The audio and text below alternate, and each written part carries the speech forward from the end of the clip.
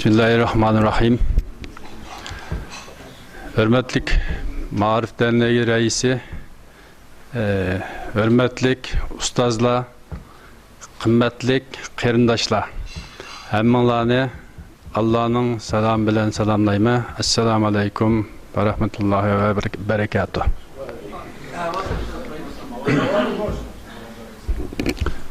Bugünkü sizlerge taqdim qildigan temam Xitoyningki Sharq Turkistonda yurgizayotgan assimilyatsiya siyosati va buning ichidagi demografik assimilyatsiya. Demografik assimilyatsiya degan vaqtimizning o'zida nimani ko'z tutib olsak, demografiya bizningki Uyg'ur tilida texmi tushunishlik qilib aytsak, nüfus qurilmasi degan gap bo'ladi.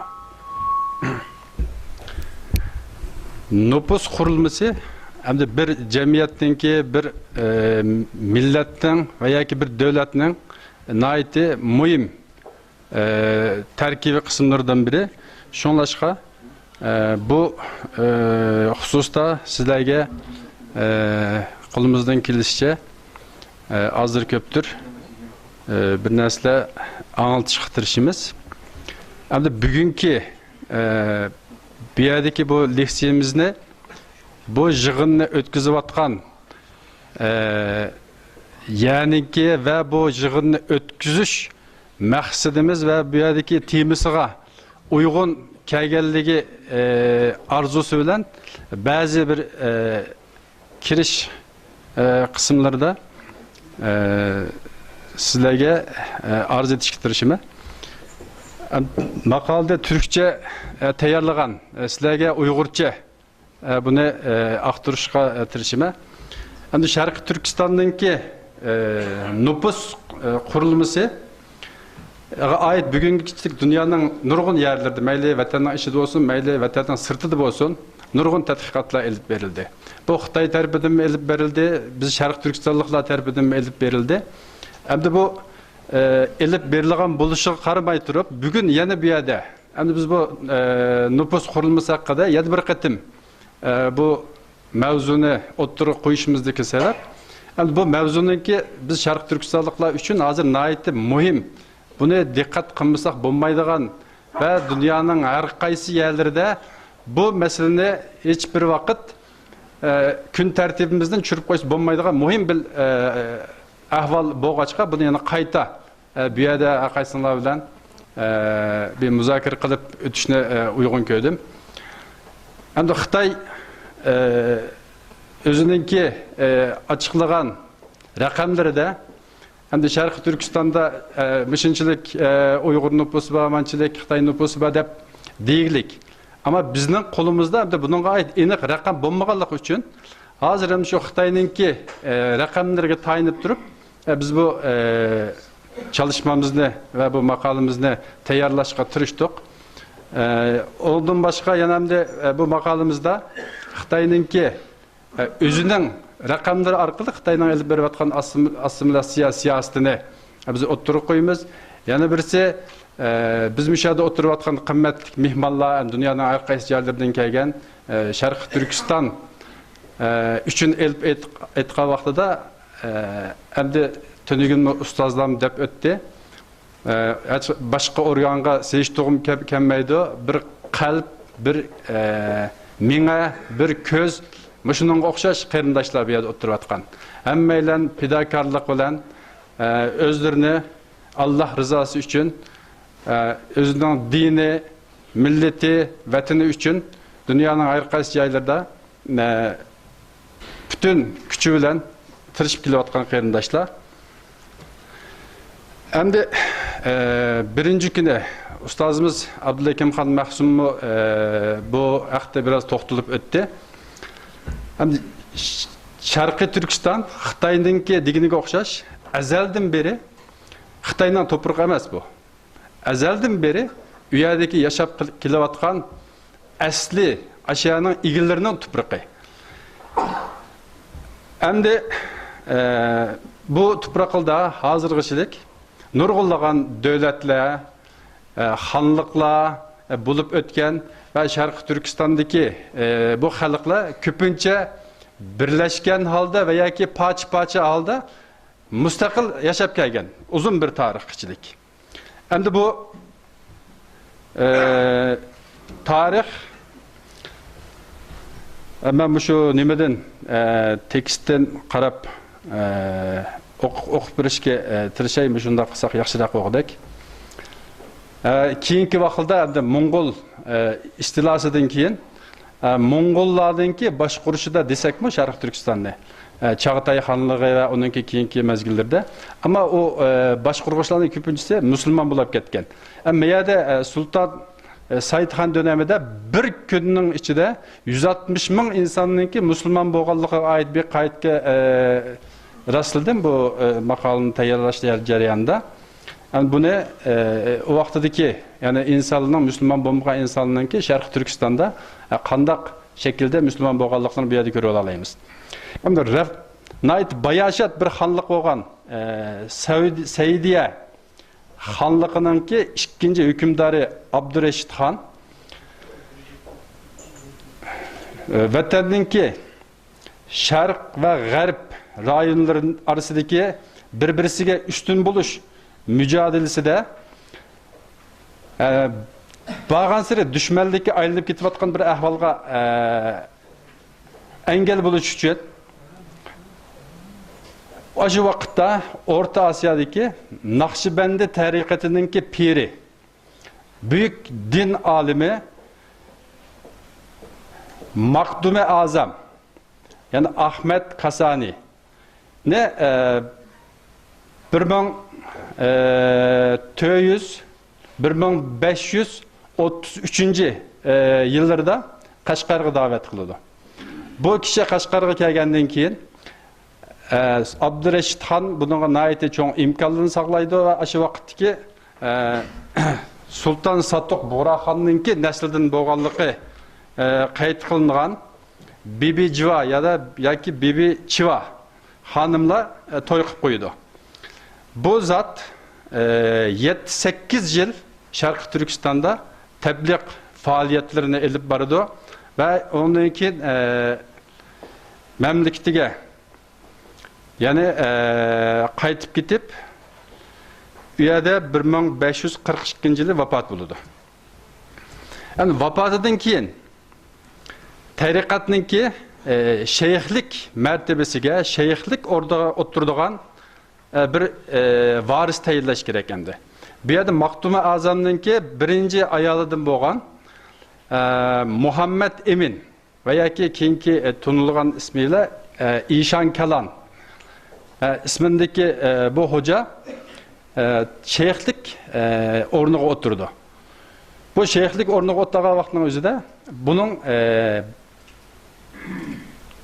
deyilishicha bu yana bir ayoldan bo'lgan Muhammed İshaq ismindeki o'g'li bununla pek razı olmaydı. Şunlaşqa Muhammed İshaq ismindeki bu o'g'il o'zi ayrım bir bunu tariqatninki ayrım bir tariqat emas, ayrım bir firqa, ayrım bir firqa o'z o'ttirib qo'ydi. Bu firqani Batı Türkistan'da u yerda tebliğ qilishga boshlaydi, ama Batı Türkistan'da bunga pek yaxshi ko'z bilan qaralmag'achqa Afg'oniston, İran qatorliq ülkelerde aylanib u yerlarda tebliğ faaliyetlerinde bulundu. Bu vaqtning o'zida Abdurashid xon vafot qilib yeriga Abdulkerim xon taxtga chiqdi. Abdulkerim xon taxtga chiqqan vaqtning o'zida 1580-yili Sharq Turkistonga davet qildi. Bu Muhammed İshaq Veli bu şahsni. Bu şahs bütün Sharq Turkistonda mahalle, şehir aylanıp yürüp dinni tebliğ kıldı. Vaaz nasihatlerinde bulundu. Parçalanıp ketken şehir devletleri arasındaki kıyırındaşlık, uruş ciddilinki kılınmaslıqını, bütünlükten, birlikten ve beraberlikten qoğdulunuşunu, bütün Müslümanların kıyırındaş boğallığı ve bu jihatda nihoyatda yaxshi xizmatlarni qildi va nurg'unlagan muridlarni yetishtirdi.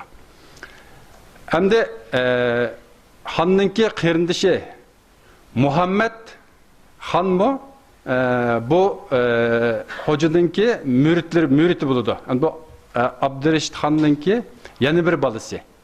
Abdulkerim xonningki qarindoshi. Bu süre ichida Abdulkerim xon bundan bek memnun bo'lmaydi, buning murid bo'lganligidan. Ve bu vaqt ichida bu xonningki oilasidan yana bir xonimla evlendi. Bu xonimdan Sadi isminde bir balası bo'ladi. Bu Muhammed İshaq Veli degan bu shaxsniki.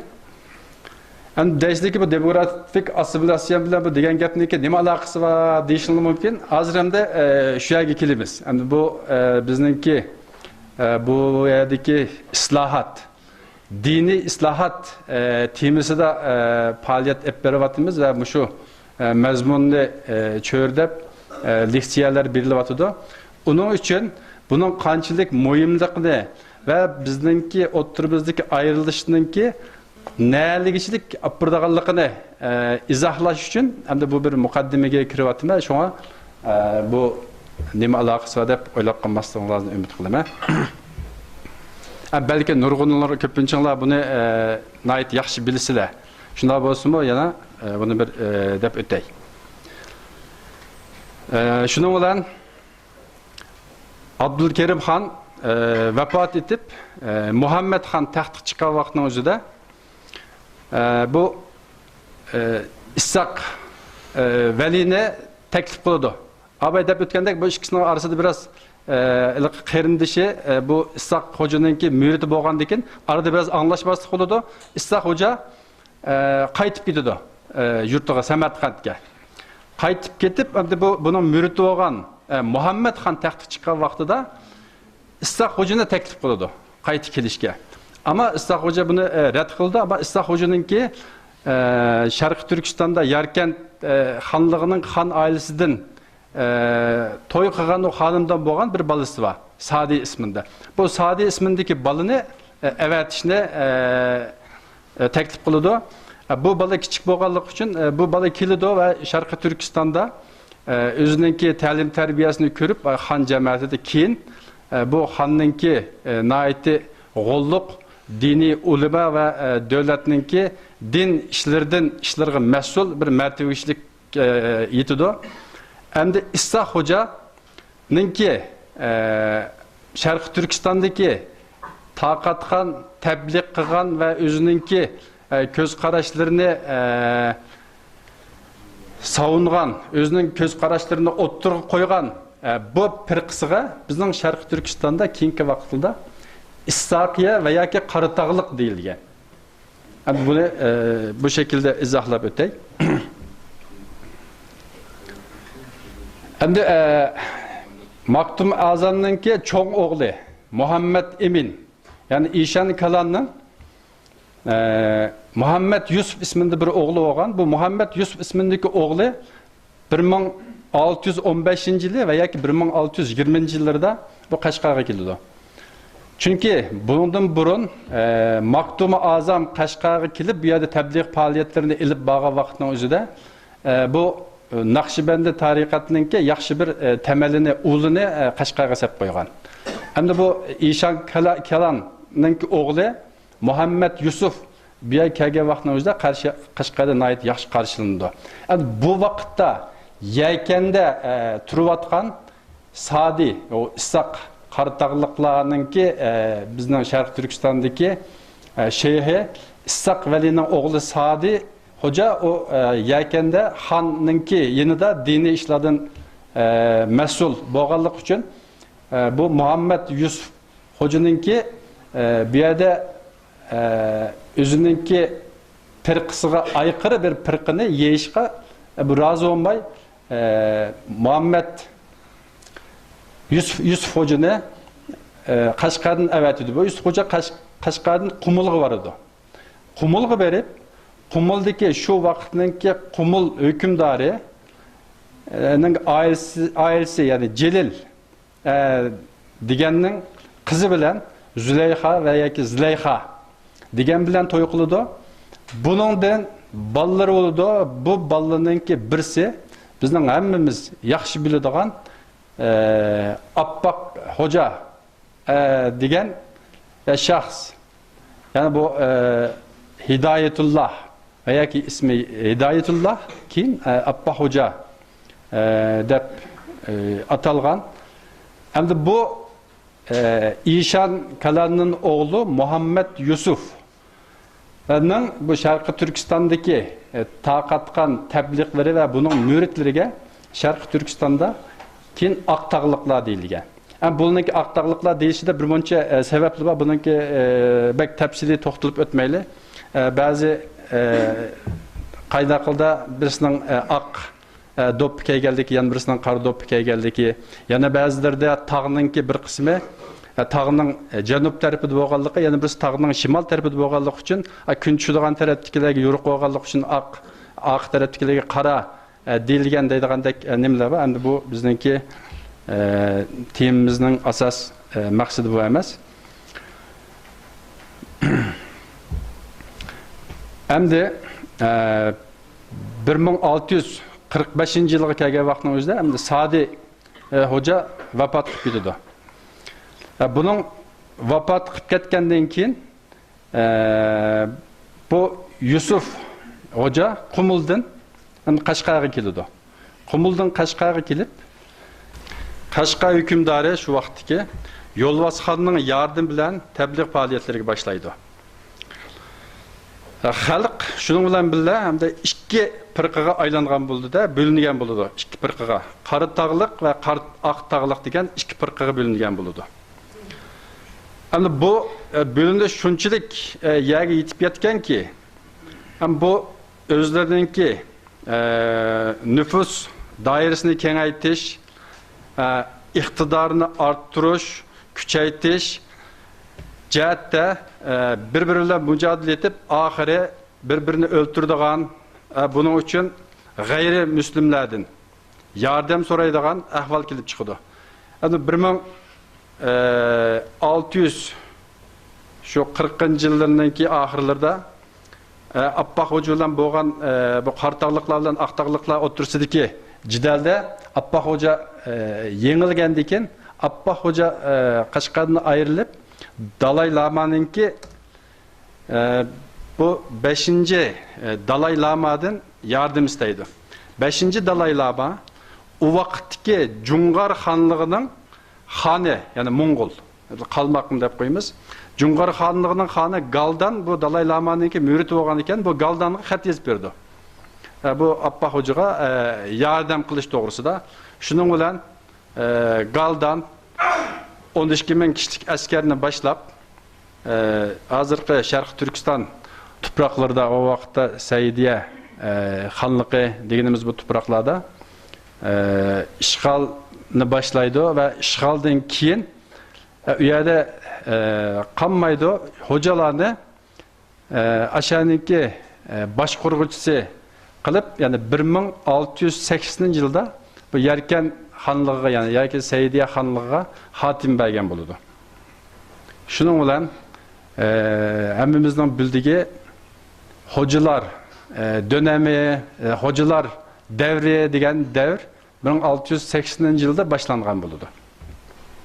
Yani Abbaq Hoca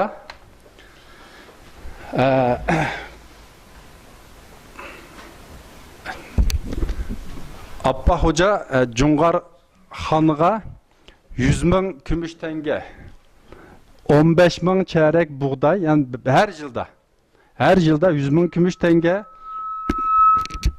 15 ming çeyrek buğday berishni ve ondan başka o'zi shaxsiy mulkidan her ay 4 ming kumush tenge berishni va'da qilib buningki himoyasiga kirdi. Endi bu nimada keltirib chiqadi degan vaqtning o'zida bunchalar bajni, bunchalar to'lamni to'lash uchun endi xalqdan baj to'plash to'g'ri keladi. Bu xalqni nihoyatda zo'r ahvolga qo'yib qo'ydi va nihoyatda xalqningki turmushi bu yerda nacharlashdi. ve bu mezgildimi yana davamlıq qarı tağlıqlar bilan aq tağlıqninki mücadelesi, birisi bilan bo'lgan mücadelesi davam qiladi. Bu mücadeleninki sebeplik hem de bu xanlıq nayeti bitap düşüdü, acizlap götüdü. İqtisadi, askeri veya ki siyasi cihatten nayeti acizlap götüdü. Ondan keyin o vaqtda hem de dünyanın nurg'un yerlerinde bu sanayi devrim bulup atқан vaqt, yeniliklarninki bulup atқан vaqti hem de bulardan nayeti uzak kalıdı. Ama şundaq bo'lganlik uchun hem de bir rivayetga göre qarı tağlıqlar nenki insanları bu Xitay zamandaki Manching hükümetinden yardım talep qilganligiga ait bazı qaynaqlar var. Ama yerde naiti bunu yeniden maxsus bir temiz süptüde ilmi bir şekilde araştırıp tadqiq qilish tegishli bir mesele ekan. Hem de onunki bek işençlik bir kaynağını tapamaganligim üçün onu fakat depli ötüme. Şundan 1759 yılga kelgan vaqtimizning o'zida Manchur Qing sulalasi tarafidan Sharq Turkiston birinchi qatim ishg'ol qilingan bo'ladi. Amma yerda bizningki temimiz demografik assimilyatsiya. Demografik assimilatsiyaningki başlangıç noktası. Maya 1759 yılı bo'lganligi uchun ben bunu bir dep ötüşüne uygun ko'rdim. Hem de bu vaqtdan başlap, şu vaqtninki işgal komutanı Zhao Hui bu merkezge bir teklif sunudu. Yani biz hem de bir yerde keldik, işgal qilib keldik. Özümüzdeki askeri ihtiyaçlarımızı karşılaş için yerli halktan baca alsak, bu lekin bizge isyan çıkarıp yani çatak çıkarış mümkün. Onun için biz işgirden köçmen yötkep gelip bir yerde özümüzün ihtiyaçlarını karşılaydıgan bir ahvalını yarataylı dep. Bu han zamandaki Manching handan tarafından kabul görülüp şundan birinci qatim 1764 yılı 1000 asker ve aileleriyle beraber 3100 kişini hazırki bu Şarkı Şimal'dan yolga çıkarıp 1765 yılı G'uljuga yerleştirdi. Hazır hem bizden bilgen şu Çapçal Şive Abdunum Naisi degen şu Naidiki Şive'le şu 1765 yılı Manching Xandallığı tarafıdır Şarkı Türkistan'a ekilgen Şive'ninki evlatları. Yani 1761 yılı yani bu Shanxi'den, onundaki Gansu'dan nurg'unlagan Tungallarni Şarkı Türkistan'a yerleştirgen iken 1862 yılı ve 1873 yılı bu Shanxi, Dingsha, Gansu bu tarafta Tungan qo'zg'oloni bo'lib hem de Xitaycha manbaliga qaragan vaqtning o'zida 20 milyon adam o'lgan. Hem bu vaqtning o'zida o'lgandan keyin ko'pinchisidan Xitoy bo'lganligini qayd qilibdi. Hem u vaqtdagi qirg'inchilik shunchalik darajaga berib yotganki, o'ymi-o'y. Bir uyga kirib qanchalik adam bo'lsa, o kichik bo'lamdi, cho'ng bo'lamdi, ayol, er, qari, yosh hech qanday ayirmay turib, shunday qirg'inchilik ilib berib 20 millionga yaqin odamning o'lganligini qayd qildi manbalar. Hem bundan keyin yani Tungallarning kelishi birisi 1761, ondan keyin 1862, ondan keyin 1934 yıldaki bu Mabufang bilan kelgan Tungallı bo'lib, Tungallarning kelishi bu şekilde olgan Şarkı Türkistan'a. 1780 yılga kelgan vaqtning o'zida bu ko'chman nüfusununki 2250 kişiga yetganligi qayd qilindi. 1820'de bu ko'chman nüfusunun 200 ming kişiga yetganligi qayd qilindi. Lekin endi bu bundaq bo'lgan bo'lsa-mu, Manching hükümeti hech bir vaqt Sharq Turkistonda hokimiyatni butunlay saqlay olgan emas. Endi o her bir zamanda, her bir şehir devleti onundan keyin her bir rayonlar, her bir yerler öz aldığı bir xanlık, öz aldığı bir beglik şeklinde boğaçqa. Endi bu özününki hakimiyetine devam kılanmagan.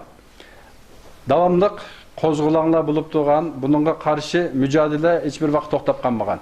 Bunun içindeki çoğunraklardan biri, Rahmetullah başçılığındaki 1765 yıldaki Üçturpan Halk kozgulunu, ondaki 1820 yıldaki Cihangir Hoca kozgulunu, Cihangir Hoca bu hocalığındaki keyinki evlatlardan bu özlerininki iktidarını yo'qotgandan keyingi vaqtning o'zida haqiqatan bu Xitoyga qarshi xili ko'p mücadele qilgan. Ondan keyin yana 1820 yıldaki bu Cihangir Hoca inqilobi g'alabaga erishamagandan keyin 1826 yılı yani yeniden qo'zg'olon ko'tarib Sharq Turkistondagi janubiy tarafidagi xili ko'p yerda hakimiyetini qo'lga olgan. Endi bu Manching ishg'oliga qarshi eng cho'ng zarbini urgan Yaqubbekning başlatgan bu qo'zg'olon, bu mücadele ve bu ayaklanma bo'lgan. Endi Yaqubbek 1865 yılında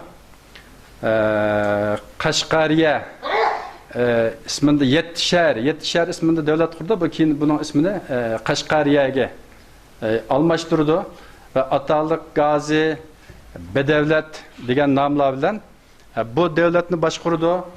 Ondan keyin 1870 yıllarda Osmanlı hilafetiga, yani Osmanlı hilafetinin halifesi Sultan Abdülaziz'ge biat kıldıqanlığını bildirdi ve Sultan Abdülaziz bu biatını kabul kılıp Yaqubbek'ninki emirlik mertebesini tanıydı. Yani bu yerde sizlerge Mavu şu Qashqariya devletininki bayrağı ikenlikini söz ettim. Ben burun körüp bakmadı bikenme bayraqni. Bununki rasmaslikini bilmeyme. Ama benimki qaragan manbelerimde Qashqariya devletininki bayrağı bu bayrak dep bu görünüyordu. Keyin hem de Osmanlı hilafetiga biat qilgandan keyin bu bayraqni qo'llangan bo'lishi mumkin. Ondan başka hozir men yana sizlarga şu vaqtda bastırılgan demenki pulva. Mavu Qashqariya devletininki tillasi. Bu tillada bir tarafida Qashqar Darpxona degan tilla basilgan ya Qashqar Darpxonasida quyilganligi yana bir tarafida Sultan Abdülaziz Xon ismi yozilgan bu tilla. Mavula üstüdekiler tilla. Ma o'ttirdagi Kömüşrani tuğanları bular tenge. Astidagi Misrdan besilganlari bu tenge. Deb atiladi ekan. Hamda bular shu vaqtning o'zidagi Yaqubbek Bedevletninki chiqargan Sultan Abdülaziz Xon ismiga atab bastırgan tillalari ve mescidinde Abdülaziz Xon nomiga ismiga xutbalar o'qitgan.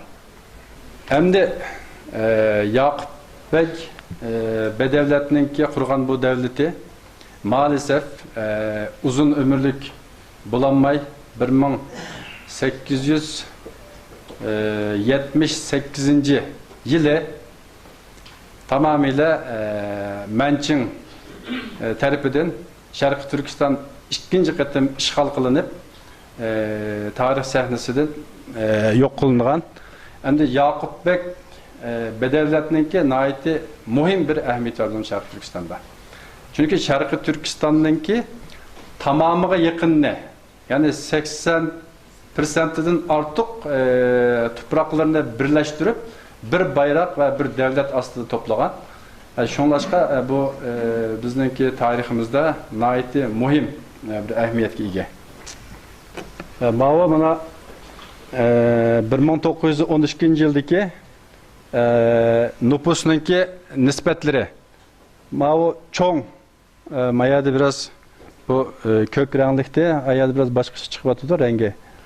O bizdeki Uyg'urlarningki nüfusi, qolganlari boshqa millatlarningki nüfusi. Mava 1948-yildagi Qizil tug'uni Xitoyning nüfusi, qolgan kök rangligi Xitoydan boshqa butun millatlarningki nüfusi. Ondan keyin 1949-yildan keyin Mava 49-yildagi Sharqiy Turkistondagi nüfus qurilmasi, ya'ni nüfus qurilmasiningki ahvoli grafikda ko'rsatildi. Mava cho'ng tug'an bu Uyg'urlarningki nüfusi.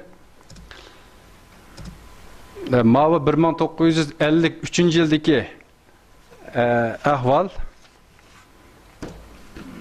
Vaqtimiz oz qoldi. Mava 1982-yildagi ahvolimiz mava. Bundan ko'rib olamizki, bag'ansiri bizningki tortimiz Uyg'urlarningki ziyniga qarab kichiklab o'tadi. Mava 1990-yildagi. Endi ayada persentlar bilan ko'rsatdik. Uyg'urlarningki soni, nüfusi persentlar bilan birga. Mava 2000-yildagi ahvolimiz. Mava Sharqiy Turkistondagi shaharlarningki nüfuslarningki persenti. Mayada qaraydigan bo'lsak, Sharqiy Turkistonda Uyg'urlarning nüfusi 45, Xitoyninki 40%. Ma shaharlarga qarab baksak shuni ko'rib olamizki, Turpan, Aqsu, Qizilsuv, Qashqa, Xotan. Yani mushu shaharlardan boshqa shaharlarningki, boshqa viloyat va shaharlarning hammasida Xitoy nüfusi 3-dan o'rinda turadi. Altayda, faqat Altay viloyatida Qozoqning nüfusi %50dan jiq. Ondan boshqa bo'lapma oblast degan yerga qarab baqayli. Oblast degan yerda Börtala oblasti Uyg'ur 12%, Xitoy 67%. Börtala oblastida. Ma Bayonqo'lon oblastida Uyg'ur 32%, Xitoy 57%. Am qolgan Mong'ol deganlari endi az sondagi bir persentni egallaydi. Aqsu qaraydigan bo'lsak, nimaga Atush Qizilsuv oblastiga. Ama Qizilsuv oblastida nisbatan Uyg'urlarning nüfusi ko'proq. Undan boshqa bir Altayda Shixanziga qarab baqaylar, Shixanzida %94%, 95% Xitoy bor. Tarbag'atay deb o'tdik. Undan boshqa ustdagi Qarimay shahrida 78% Xitoy bor. Urumchi shahrida 75% Xitoy bor. Yani ma shaharlar Sharqiy Turkistondagi iqtisodiy, siyosiy jihatdan nihoyatda muhim o'rinda turadigan shaharlar. Bu yerning hammasi Xitoylar tarafidan egallab ketildik. Ammo bizningki hamda oxirgi 2009-yildagi ahvolimiz bu shaklda. Xitoylar 39%, Uyg'urlar 46%, qolganlarningki persentlari miyada ko'rsatilib o'tibdi. Ma xarita Qizil tug'uni Xitoylarningki nüfusining %50dan ortiq bo'lgan yerlari. Ma Uyg'urlarningki nüfusiningki %50dan ortiq bo'lgan yerlari ko'k ranglik, Qozoqningki nüfusining %50dan ortiq bo'lgan yeri o seriq ranglik. Bunun qaraydigan bo'lsak, shu Qashqa, Aqsu, Atush, Xotan, Turpan. Hadi bundan boshqa yerning hammasida Xitoy nüfusi ko'p sonliqni egallaydi deganlik bo'ladi. Vaqtmi to'shib qoldi, endi haqqasizlarningki jiq vaqtini oldim. Rozi bo'lgaysizlar. Allohga omonat bo'linglar. Agar bir so'zlish tegishlik yoki savol bo'lsa va yoki o'tirib qo'yishni xohlagan qisqa 1-2 minutlik qimmatli fikrlaringiz bo'lsa, uni boshqan o'rinlashtirsa. Bununda Xitoyning uyg'urlarni to'smachi, Xitoyning to'smachi avvalgiga butunlay davlatni statusida ma'lum. Davlatni statusida. Bizning tariximizda Manju bo'lsin, Go'mistonda bo'lsin, Buxoroda bir sanat haqiqiy statusdagi emas. Masalanki dadamniki opamning baqisini avasi kuchada o'zma yetirgandim, shu kuchada motorni quradi o'zmanikda. O'zma Jiyang shahar boshida bo'lib, shu yerda Mustafa'niki baqisini deyishcha 92-yili 800 ming kuchağı nüfusu var yani. Ama diyece 9 milyon, 100 milyon, 10 milyon, 100 milyon çıktı uygulamadaydı. Bunun hepsi o. Geldi teşvik edip söyleyip bulunmuş. Mançık ya, Kıtar çıkmaca, Kıtar'la program geldiği bir şey yok. Ne yapacağız? Meyadaki mesele biz elbette chat eldeki Uygurlar özümüzün deyimiz ki 35 milyon 30-35 milyon Şarkı Türkistanlık Müslüman Türk bağ deyimiz. Bununla kolumuzda enik ispatımız buluş gereken bunu deyiş için. Bunu özora oturup deysek buludu. Ama bunu bir narsa yazıp ma'lum yerde dep oturup koyup bunu bir yerde besip çıkarıp taqtılgan mandaq narsalarga ispat bilen, onunki kolumuzdaki delili bilen demesek, degan gepimizninki qimmat olmaydı. Bizning veya davat qilimiz Sharq Turkiston xalqi assimilyatsiya bo'lib, yo'qolib ketyapti deganni o'ttirib qo'yishni maqsad qilyapmiz. Biz hozir 10 milyon Xitoy va 45 milyon Sharq Turkistonlik Uyg'ur va musulmon va desak, bizningki bu timimizga tamoman aksicha onun karşısında bir iş qilgan bo'lamiz. Şuna biz bu yerda Xitoyning bizga bergan shu sonliq ma'lumotlarga asoslanib turib, Xitoyningki elib berayotgan assimilyatsiya siyosatini oshkorlash va uni meyadagi o'tlagan qarindoshlar bilan tortishib, asosliqi buningki oldida elish uchun nima qilamiz? Hozir mandaq bulab ketyapti. Buni deyish bu yerda maqsad emas. Bu fakat vasıta.